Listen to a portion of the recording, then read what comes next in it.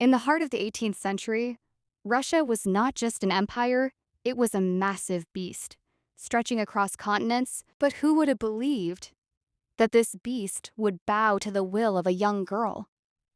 She wasn't Russian, she didn't possess a single drop of Romanov royal blood, and she didn't even speak the language. This is the story of Sophie, the poor German princess who arrived in Russia as a shy bride and ended up as the most powerful woman in the world under the name Catherine the Great. She is the woman who stole the throne, expanded the borders, and loved philosophy as much as she loved power. How did she do it? And how did she transform from a rejected foreigner into an invincible empress? Sophie arrived in Russia at only 14 to marry the heir to the throne, Peter III, but the dream quickly turned into a nightmare. Peter was eccentric, childish, and more infatuated with the Prussian army than with his wife or his people. Catherine endured years of isolation and humiliation, but she did not surrender.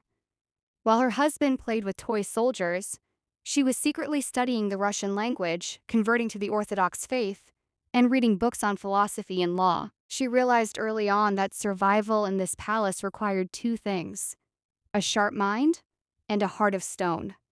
She began building a support base among the guards and the nobility, waiting for the perfect moment to strike. In 1762, enough was enough. Peter III had become emperor, but he was loathed by the military.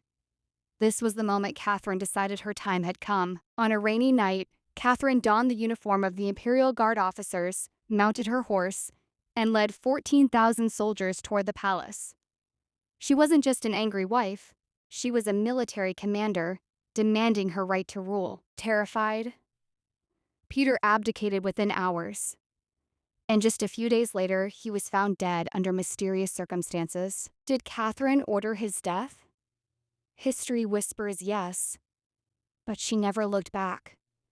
She had now become the Empress of all the Russias. Catherine's reign was not just about wars. She wanted to transform Russia into a beacon of European culture.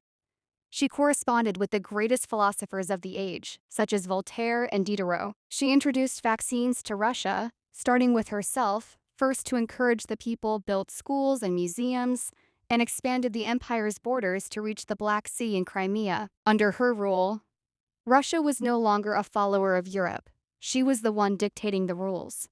She was a woman who adored art and beauty, yet she knew exactly when to use force to tear her enemies apart. But power comes at a price.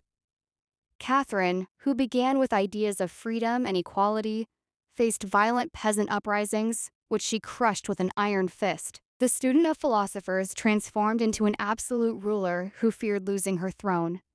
Her private life became a subject of scandal in every court in Europe, but she always said, "I rule with my head, and my heart belongs to me alone." She sacrificed everything, even her relationship with her son, to ensure Russia remained great. In 1796, Catherine the Great passed away, leaving behind an empire that was the largest and strongest in Russian history. She was not just a ruler, she was a phenomenon. A foreign woman with no legitimate right to the throne who, through intelligence, patience, and strength, made history forget her German origins and remember her only as the Great. Was she a hero? Or a traitor? A reformer?